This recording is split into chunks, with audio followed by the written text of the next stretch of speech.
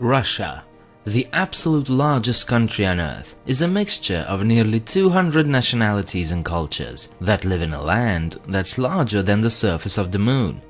To manage such a large territory, the country is divided into dozens of federal subjects. Today we'll talk about the only oblast in Russia that's designated as autonomous, the Jewish Autonomous Oblast. Hello, and welcome to 7 Facts.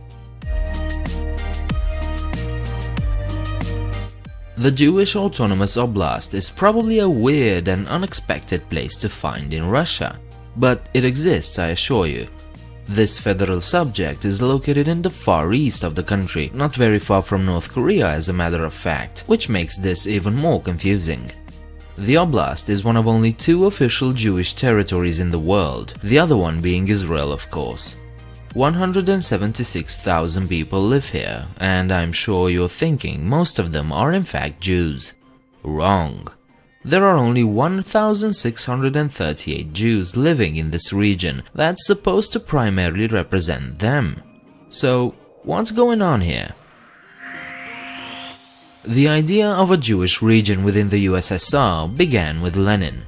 Although Judaism as a religion ran counter to the Bolshevik Party's policy of atheism, Vladimir Lenin wanted to appease minority groups to gain their support and provide examples of tolerance. In May 1928, the first groups of Jewish settlers from cities and villages of Ukraine, Belarus, and Russia arrived in the region that became the Jewish Autonomous Oblast. This rarely visited province was finally established by Stalin as an attempt to boost the population of the Soviet Far East, as well as to appease Zionist movements within the USSR. It was also meant to show that, like other national groups in the Soviet Union, Russian Jews could also receive a territory in which to pursue cultural autonomy, in a socialist framework, of course.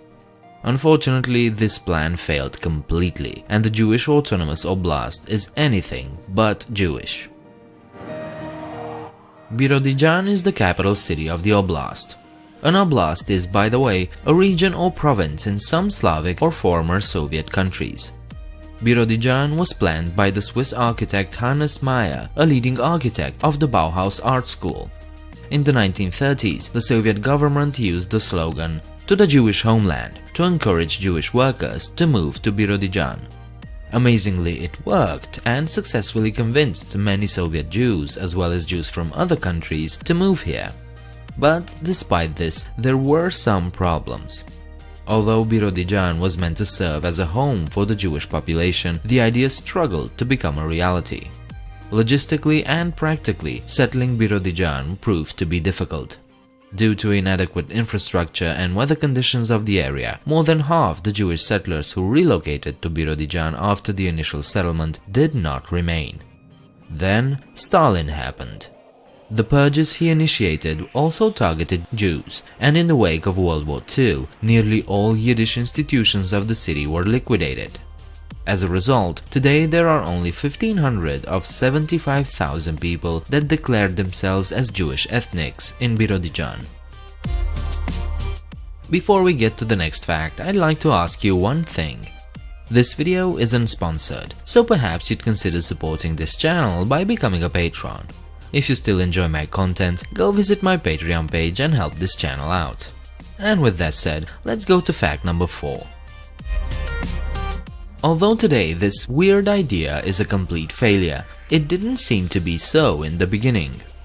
Jewish people from all over the Union were encouraged to move here, with the authorities painting a pretty picture of a socialist utopia.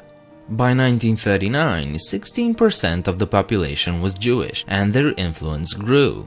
Yiddish schools, theaters, and newspapers were established, and it seemed that this oblast would soon be Jewish. 9 years later, their numbers grew to about 50,000, or 25% of the entire population. But then, Stalin began his political purges, and Jews in the Soviet Union were heavily targeted.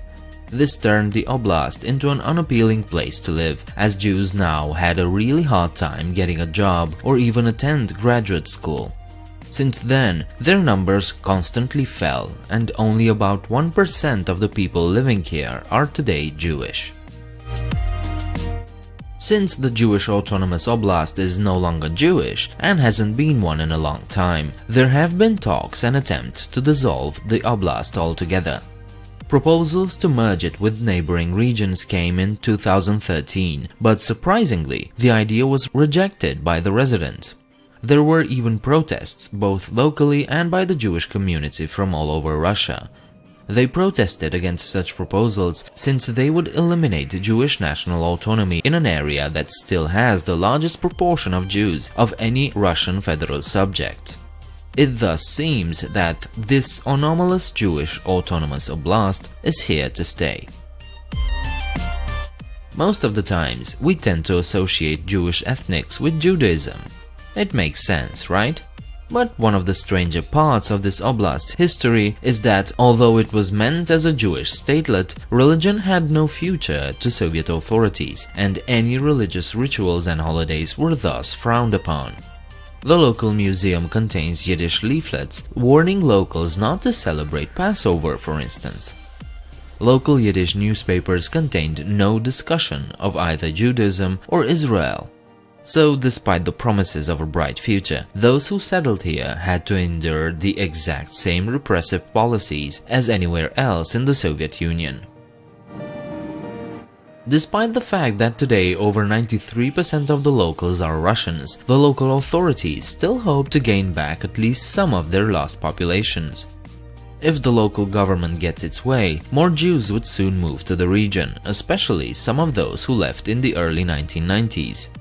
In Birobidzhan, there is certainly an attempt to keep Yiddish and other elements of Jewish heritage alive, and the city still celebrates its Jewish heritage.